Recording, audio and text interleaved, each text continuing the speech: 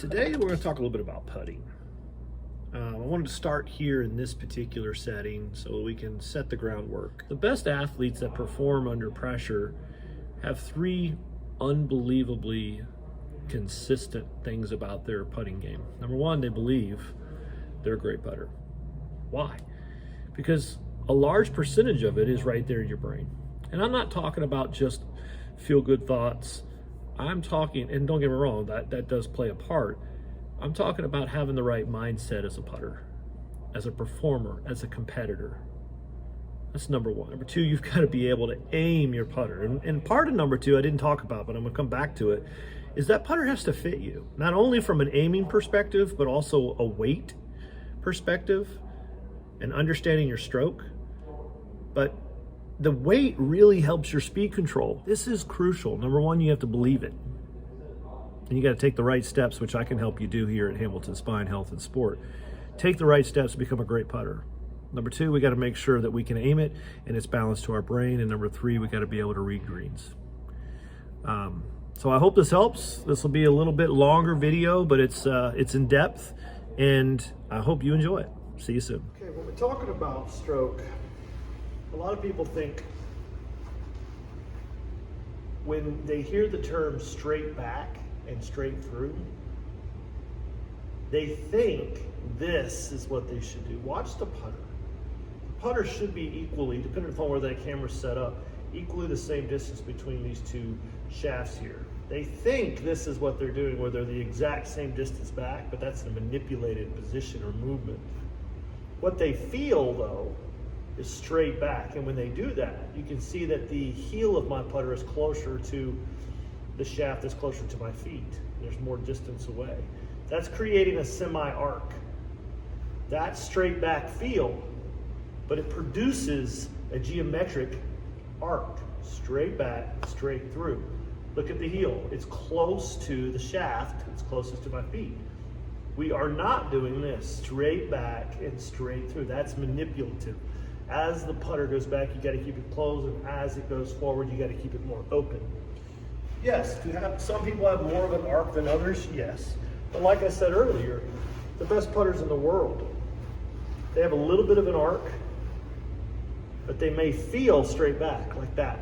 And I'll tell you that when I putt, even though I'm more of a short to long putter in a sense of stroke action, I feel straight back, but I know that's creating a semi-arc because I understand the geometric side of it. I hit that too hard. But that's important for you to know. Feel versus real. You feel straight back, fine. But the reality is that it's an arc.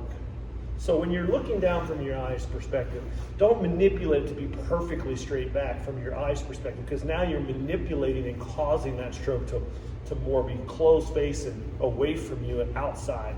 And then as you come down, you square it up, and then you open the face and away from you outside again. It's important to understand the other piece, and that's the stroke action. Some are short back and long through, and others are equal distance. So what we're going to show here is an equal distance. I'm going to go ahead and set up in my normal posture. If I take that putter back, let's say that's a foot back and a foot through. Now obviously I slowed it down so you could see it, and you can play the tape back if you needed to. That's where a lot of people are trying to do this. When they first start putting, they go, oh, I need to, like a tick-tock, which tick-tock, I get that. You want to have the same equal distance back and the same equal distance through, but we also are told we don't want to decelerate either. So to me, there are a small percentage of people out there that do that, but most of them do this, where they take the club back short and then extend through longer. And so when you do that, you're guaranteeing yourself for an acceleration. Some people call this a linear stroke, popping stroke. I don't really care what you call it. Just know that the backswing is shorter than the downswing or the through swing. And the key to both of those, by the way, may resemble both again. This is the same distance back, is that you stop in the same spot every time. Or if you are short to long, you still stop in the same spot. You come to rest, you put on your brakes. That makes your stroke pattern consistent. That makes your rhythm a bit more easier to replicate. I personally is more of a short to long stroke, and this is mine, nice and smooth, short to long.